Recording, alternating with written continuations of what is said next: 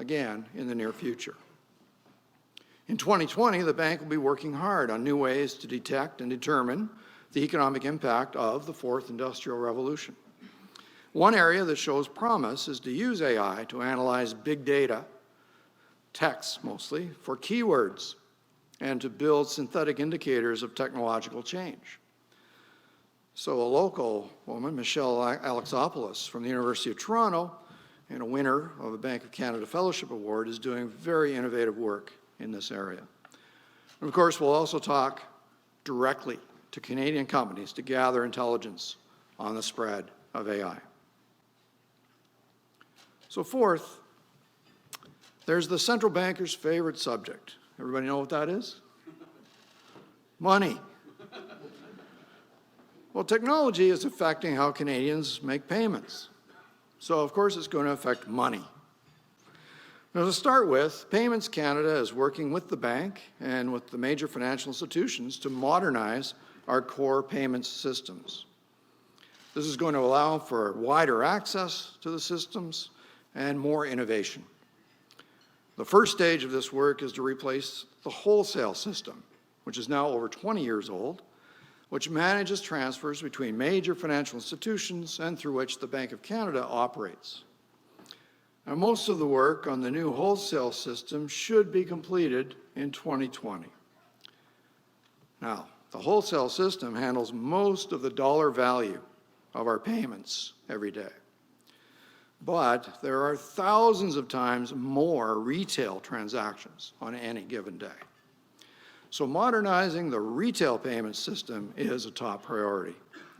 So roughly 2 to 3 years from now, you'll be able to execute transactions between yourselves in real time. That's a major advance over today's lags in the system. Now, these prospects have the bank thinking hard about the future of money, especially cash, which is really my favorite.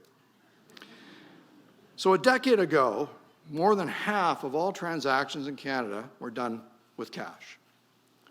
And today that number has dropped to about a third. Still a lot. But it's more and more common to see people tap a card or take out their phone to make a payment. And of course, Canadians are also doing more business online. More than half of us have sent money with PayPal or Interac e-transfer. Certain businesses have begun to accept only electronic payments.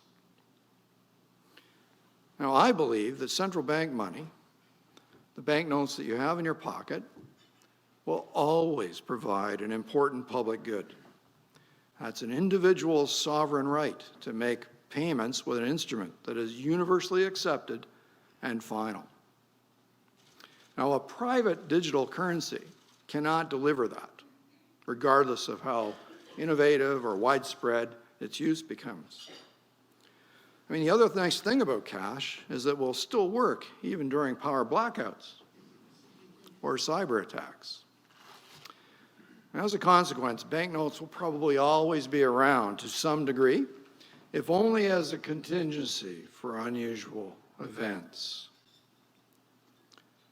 All things considered then, to me it's an open question whether the Bank of Canada would ever see the need to issue a currency in a digital form as a substitute for cash. But the world of money is evolving very rapidly, so we need to develop plans to deal with whatever contingency does arise. And we'll have a lot more to say about this early in 2020. Say about this early in 2020. Say about this early in 2020. So given this context, the bank needs to think about other emerging payment technologies. These, of course, include crypto assets. These, of course, include crypto assets, such as Bitcoin, as well as stable coins, such as Libra. And because these are potentially global, they're attracting attention from central banks and other regulatory authorities. Such innovations bring innovations, but they also bring new risks to the financial system. And we need to understand these risks and apply appropriate regulation to them. So one area of particular interest to central banks in this regard is cross-border payments. Cross-border payments. So, as usual, the bank will be working on many more issues in 2020 than I've been able to summarize here. But before I conclude, let me mention one topic that has garnered a lot of interest lately, and that's modern monetary theory, or MMT. Now, essentially, the idea is that governments can issue their own currency. Governments that can issue their own currency can never go bankrupt. Hands up if you think that's correct. Excellent. But that's the idea. Accordingly, rather than borrowing from the public by issuing bonds, governments should spend as much newly issued money as is needed to keep the economy growing and maintain stable inflation. Now, to me, this sounds like MMT is offering the proverbial free lunch. And I think most of us know there's no such thing. Now, first of all, MMT, it's not monetary. Government spending, that's a fiscal decision, not one for the central bank. Secondly, it's not modern.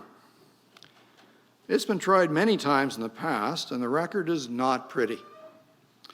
For example, in the late 1960s, the US government was running large fiscal deficits to finance the war in Vietnam.